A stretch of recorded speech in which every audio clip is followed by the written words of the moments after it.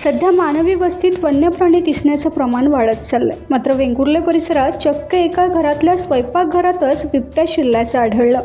या बातमीने परिसरात एकच खळबळ उडाली. तात्काळ वनविभागाला याची माहिती देण्यात आली. मात्र हा घरात शिरलेला बिबट्या जखमी असल्याचं लक्षात आलं.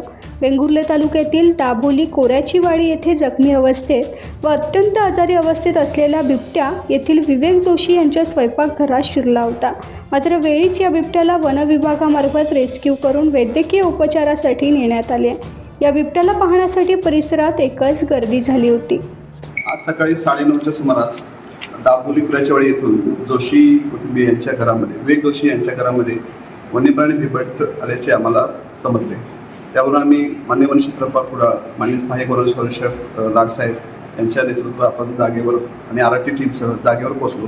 जागेवर पाहिला असता एक जखमी अवस्थेत बिबट्या, जखमी म्हणजे त्याच्या मानेच्या वरच्या बाजूला तारेनं लागलेलं होतं, जखम झाली होती आणि त्याच्यामध्ये थोडेसे जखम थोडीशी चिघळल्यामुळे तो आश्रयाच्यासाठी म्हणून जनावरांच्या गोळ्याच्या कोठ्यात आला आणि तेथून लोकांचा वावर पाहिल्यामुळे तो थोडासा तिथं जवळ असलेल्या विवेक जोशी नामक व्यक्तींच्या घरामध्ये शिरला.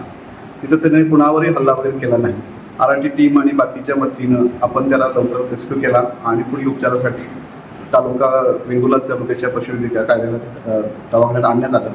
त्या ठिकाणी डॉक्टर जाधव, डॉक्टर चव्हाण आणि बाकीचे डॉक्टरांनी त्याच्यावर उपचार केले. सध्या त्याची प्रकृती स्थिर आहे. वन्यप्राणी हा जखमी असल्यामुळे आश्रयासाठी त्यामध्ये गेलेला आहे. त्याने कुठल्याही प्रकारचा हल्ला केलेला नाही.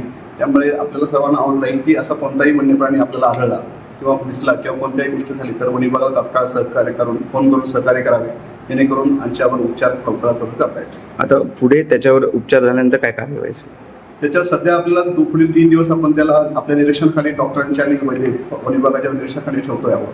त्यानंतर त्याची तब्येत ठीक झाल्यानंतर डॉक्टरांच्या सल्ल्याने त्याला नैसर्गिक दिवस सोडण्यात येणार आहे. टाइम्स डिजिटलला लाईक करा, सबस्क्राईब करा, शेअर करा आणि बेल आयकॉन दाबायला विसरू नका. पाहत रहा टाइम्स डिजिटल.